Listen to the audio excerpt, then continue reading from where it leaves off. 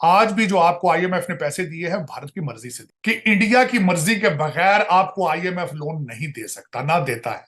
आज भी वो उनकी मर्जी के बगैर आईएमएफ आपको आपके साथ शेक हैंड भी ना करे। मैं बता रहा हूं आपके साथ अमेरिका बात भी नहीं करेगा भारत की मर्जी के बगैर, क्योंकि वो बिल्कुल इस वक्त रिलाय कर रहे हैं कि इंडिया उनके इंटरेस्ट को प्रोटेक्ट करेगा सब कॉन्टिनेंट के। मोदी जी ने अपनी क्रेडिबिलिटी, भारत की फिलॉसफी की क्रेडिबिलिटी दुनिया में बनाई। आज वो दुनिया के वर्ल्ड लीडर के रूप में देखे जाते हैं कि आईएमएफ कहीं हमारी नाक की लकीरें निकलवाता है कि भाई $3 बिलियन तब दूंगा जब ये भी शर्त मान लोगे, ये भी शर्त मान लोगे, बिजली का बिल भी बढ़ा दोगे, इसके अलावा महंगाई भी आप अपने हमारी मर्जी से, जो रेट होगा दूध का रेट भी हमारी मर्जी से होगा, चावल का रेट भी हमारी मर्जी से होगा। दूसरी साइड पे आईएमएफ, ये हमारा नेबर इंडिया है, उसकी रिक्वेस्ट करता नजर आता है कि आपने जो पाबंदी लगाई है आप इसको हटा दें। दुनिया में मोदी जी जैसा क्रेडिबल व्यक्ति कोई नहीं है आज की दुनिया में। सब उन पे आंख मूंद के भरोसा करते हैं। भारत की फिलॉसफी का इससे ज्यादा अच्छा पर्सोनिफिकेशन नहीं हो सकता, जिसका नाम है नरेंद्र दामोदर दास मोदी। कि बॉर्डर के एक पास आपने सूरत हाल बताई है वैसी है, और दूसरी साइड पे यहाँ पे फैटफ आपकी नाक की लकीरें निकलवाता है। दूसरा, आईएमएफ ने आपके साथ कौन सी शर्त है जो नहीं रखी उन्होंने, बल्कि यहां तक कि आके अब वो आपके सियासी मामलात के अंदर भी इंटरफेयर कर रहे हैं। कभी इलेक्शन पूछते हैं कैसे होंगे, क्यों होंगे, कौन कराएगा, ये एक अलग चीजें हैं। आपके अभी बिजली का रेट है वो बढ़ा है रिसेंटली, उसके बाद वो बिजली के रेट पे इंटरेस्टेड है, लेकिन आपके 87 मेंबर है इस वक्त कैबिनेट के, उनमें उनका कोई इंटरेस्ट नहीं है। लेकिन दूसरी तरफ मैं ये बताना ये चाहूंगा कि भारत को ये करते हुए 76 साल लगे हैं। आप ये देखें कि वहां पे इंडियन इंस्टीट्यूट ऑफ टेक्नोलॉजी से लोग पढ़ के जा रहे हैं और पूरी दुनिया पे हुकूमत करते नजर आ रहे हैं। इस वक्त अगर देखा जाए तो अमेरिका, आईएमएफ तो ultimately is funded by America. America की हर दूसरी बड़ी ऑर्गेनाइजेशन का हेड जो है वो भारतीय निजाद है और इंडियन इंस्टीट्यूट ऑफ टेक्नोलॉजी से पढ़ा है। अजय बंगा की सबसे बड़ी मिसाल है, उनके कांग्रेसमैन, उनके प्रेसिडेंशियल कैंडिडेट, हत्ता कि वहां की वाइस प्रेसिडेंट जो है कमला हैरिस, वो इंडियन निजाद है। और जब दूसरी तरफ अभी रिसेंटली आपने और मैंने मिलकर, मुझे अभी याद है कि मोदी साहब का हमने जो ओवरसीज ट्रिप कवर किया था, तो उन तीनों चीजों के अंदर नजर आया था कि वो अपने भारतीय डायस्पोरा को प्रमोट करते नजर आए, वो भारत की करेंसी को प्रमोट करते नजर आए, वो यूपीआई को प्रमोट करते नजर आए। आपने कभी देखा है कि हमारा कोई फॉरेन डेलीगेशन गया हो, उसने सबसे पहले तो ये बताऊंगा कि जाते कर्जा लेने हैं, लेकिन 350 बंदों का डेलीगेशन साथ जाता है, कैमरामैन साथ जाते हैं, शेफ साथ जाते हैं, कुक साथ जाते हैं। तो कंपैरिजन मेरे ख्याल में, एक तो चोई साहब मैं अब इस पॉइंट पे पहुंचा हूं कि हमारा कंपैरिजन अब भारत के साथ करना पॉसिबल नहीं। डेफिनेटली वो सर, इवन जो लोग देखते हैं, इंडिया से बड़ी तादाद में ऑडियंस है और वो इस चीज से अब नाराज होते हैं कि भाई हमारे साथ कंपैरिजन ना करो। और मैं पर्सनली ये समझता हूँ कि कंपैरिजन अब नहीं बनता, लेकिन सीखना तो बनता है सर, के सीखना भी नहीं बनता। हाँ, सीखना बिल्कुल चाहिए, मैं समझ, लेकिन अब टाइम आता जा रहा है कि आपको अफगानिस्तान से भी सीखना पड़ेगा। अब तो वो भी आपसे आगे जा रहे हैं। और दूसरा, मैं यहाँ पे सबसे बड़ी जो बात बताऊंगा, जो उनके साथ कंपैरिजन नहीं बनता और दुनिया भारत के पीछे क्यों चलती है, $595 बिलियन का उनका फॉरेन एक्सचेंज है।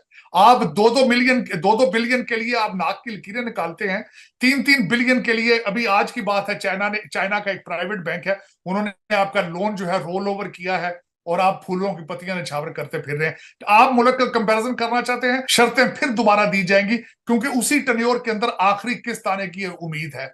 लेकिन अब मैं एक ये बात आज से पूछना, मैं आपके प्रोग्राम के वसातत से ये बात करना चाहूंगा, आज तक किसी गवर्नमेंट ने ये बताया है कि हम जो कर्जा ले रहे हैं ये खर्च कहाँ होगा, पिछले कर्जे कहाँ गए हैं? कभी किसी ने ये सवाल किया है? किसी ने सवाल नहीं किया। सर सवाल आप अगले सवाल इलेक्शन करने की कोशिश की जाती है, लेकिन सवाल फिर वहां तक शायद पहुंचता नहीं, या पहुंचाया नहीं जाता, या फिर दबा दिया जाता है। दबा तर हकीकत, लोगों को इस वक्त नॉलेज बहुत है, लेकिन मैं आप बल्कि एक और, इस वक्त लोग बातें कर रहे हैं एग्रीकल्चर रेवोल्यूशन की, इस वक्त बातें कर रहे हैं जी हम कशकोल तोड़ देंगे, लेकिन किसी ने आज तक अकाउंटेबिलिटी की बात की है? किसी ने कहा है कि जो लोग लूट के अभी भी निकल रहे हैं, जो बोरियों में डॉलर भर के अपने प्राइवेट जहाजों में फ्लाई कर रहे हैं, उनको उनका सद्देबाब किस तरह किया जाएगा, उनको किस तरह रोका जाएगा? मैं हमेशा इस बात पे एग्री करता हूं चोर साहब, क्योंकि मैं बायसीते तालीम, मैं एक वकील हूं। सोसाइटी के अंदर सजा एक कानून के अंदर एक सजा जो है उसके बगैर आप लॉ एंड ऑर्डर मेंटेन नहीं कर सकते। इस मुल्क के अंदर तरक्की नहीं हो सकती। 4-5 साल में मुझे ये बताएं, इससे आपने इंडिया पे क्या दबाव बढ़ा लिया? इंडिया की तरक्की देखें, वहाँ पे डॉलर की कीमत देखें, वहाँ के मुआशी हालात देखें और अपने देखें। आप ये भी चीज़ें बिलाशुबा इस बात में बड़ी एक ये तल्ख हकीकत है, लेकिन हम इन तमाम चीज़ों में इंडिया से कहीं पीछे रह गए। उसकी बुनियादी वजह आप पॉलिटिकल समझें, मुआशी समझें या कुछ भी समझें, हमारे यहाँ शायद जानबूझ के इस तरह के हालात पैदा किए गए हैं कि वो दुनिया उनको एक इंटरनेशनल ग्लोबल लीडर के तौर पे माने, कि वो इस वक्त यूक्रेन के विजिट पे हैं और वही एक वाहिद इस दुनिया में सियासतदान रह गए हैं या लीडर रह गए हैं जो कि रूस और यूक्रेन के दरमियान एक काइंड ऑफ सीज फायर करवा सकते हैं, कुछ ब्रिजिंग करवा सकते हैं, कुछ मतलब वॉर को ख़त्म करवा सकते हैं। हालांकि चाइना ने ही पहले कोशिश की, चाइना का एक 12 पॉइंट फार्मूला भी था, लेकिन वो यूक्रेन ने मानने से इनकार कर दिया, तो वो चाइना ने फिर वो छोड़ दिया, उनको मालूम हुआ कि ये हो नहीं सकता। लेकिन ये हकीकत यही है कि हम इस वक्त से जब भी PMLN की गवर्नमेंट आती है तो ये तासुर बनता है कि ये लोग इंडिया के साथ तिजारत और इन चीज़ों की तरफ एक पॉजिटिव अप्रोच के लिए बढ़ते हैं और कोशिश करते हैं। आपको लगता है कि इस गवर्नमेंट में भी कहीं ये सोच पनप रही है कि इंडिया के साथ ताल्लुकात नॉर्मलाइज करें और तिजारत वगैरह खोलें, बाकी मामला देखे जाएंगे बाद में? नहीं समीना, देखें इस वक्त जो हुकूमत है ना, उस वक्त हुकूमत जो है, जब से ये हुकूमत आई है उन्होंने सूखा सांस लिया ही कब है कि जो इस तरह की बातें सोच सकें। वो तो अपने दूसरे मामला से उनकी जान नहीं छूट रही, और ख़ास तौर पे अब ये जो बिजली वाला मामला है, IPPs वाला मामला है, देखें ये एक ऐसा इशू बन गया है कि तमाम तर तवज्जो हुकूमत की अब इसी पे है। और हमारे वाकफा ने आज तो ये कहते हैं कि जो IPPs के हवाले से इजलास हो रहा था तो उसमें वज़ीर आज़म मियाँ शहबाज शरीफ जो हैं वो खुद बतौर वज़ीर आज़म कह रहे थे कि जनाब ये मेरा मुतालबा है, ये मेरा मुतालबा है कि इसमें आप बिजली की कीमतें कम करें, कि कम से कम 12 रुपये फी यूनिट कम होनी चाहिए। तो इसहाक डार साहब करीब बैठे थे, उन्होंने कहा अखलाकी तौर पे आपका ये कहना ठीक नहीं है कि ये मेरा मुतालबा है, क्योंकि आप तो खुद वज़ीर आज़म हैं।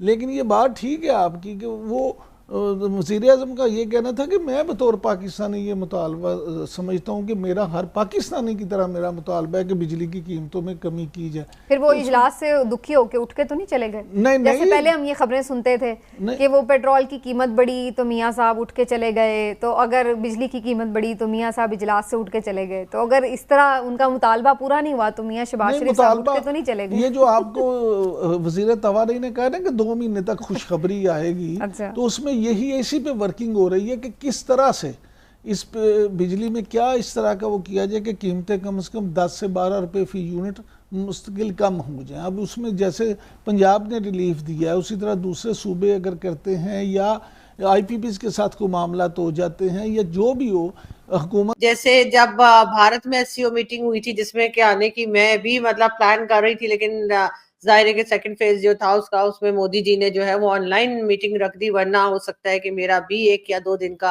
भारत का चक्कर लग ही जाता। लेकिन कोई बात नहीं। सुनने में आ रहा है कि ये जो council of heads of government है, CHG बोलते हैं इसे, ये 15-16 अक्टूबर को इस्लामाबाद में हो रही है, जिसमें ये रोटेटरी चेयरमैनशिप होती है। इससे पहले आपको याद होगा कि बिलावल भुट्टो जरदारी इंडिया गए थे पिछले साल, जब डॉक्टर जयशंकर ने बड़ा उनको टफ टाइम दिया था, सलाम नहीं किया, सिर्फ नमस्ते की, हाथ हैंडशेक नहीं की।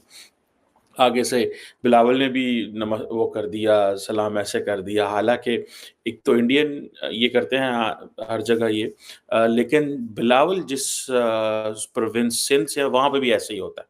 मतलब they do it this way and they do in humility कि हम छोटे हैं आप बड़े हैं। This is way of doing it.